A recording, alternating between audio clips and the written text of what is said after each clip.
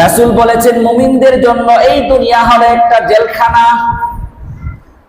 মানুষ যেমন জেলখানার মধ্যে গেলে একেবারে ছটফট করে কখন জেলখানা থেকে বের হবে, দুনিয়াটা হলো মুমিনদের জন্য একটা জেলখানা। মানুষ ছটফট করতেছে, মুমিন সব সময় ছটফট করবে এই দুনিয়া ছেড়ে কখন চলে যাবে, কখন জান্নাতে যাবে, কখন আল্লাহর সাথে সাক্ষাৎ হবে।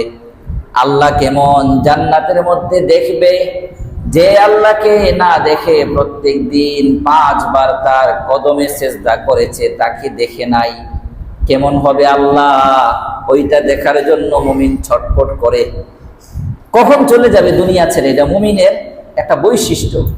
এই জন্য দুনিয়া হলো মুমিনের জন্য কি জেলখানা, আর কাফিরদের জন্য দুনিয়া হলো জান্নাত। তারা জানে যা কিছু পাবে, যা কিছু করবে, সব কিছু এই দুনিয়ার মাঝে পাবে।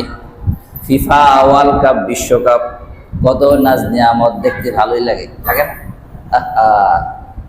গতকালকের আগের দিন আমি ফজরের সময় একটা স্ট্যাটাস দিচ্ছি, আজকে যারা ফজরের নামাজ পড়ছেন আলহামদুলিল্লাহ বলেন, দেখলাম যে 500 জনে আলহামদুলিল্লাহ লিখছে। আমি তো বাবা কিরে, স্ট্যাটাস তো আমি সারা বছরই দিই, আজকে 500 জন, কারণ কি? ফজরের পরে ওই যে 4টার সময় নামাজ হয়, 4:30টার সময় দিয়ে দেখছি যে আর্জেন্টিনার মনে খেলা না ব্রাজিলের খেলা, অনেক মানুষ জিতছে, অনেক সেলিব্রেশন করতেছে, অথচ সারা বছর একবার এই সময় ঘুমতে ওঠে না। আহা, ভালো লাগে, অথচ এটা কার ভালো লাগা? শয়তানের। মানুষ বুঝতে যায় না।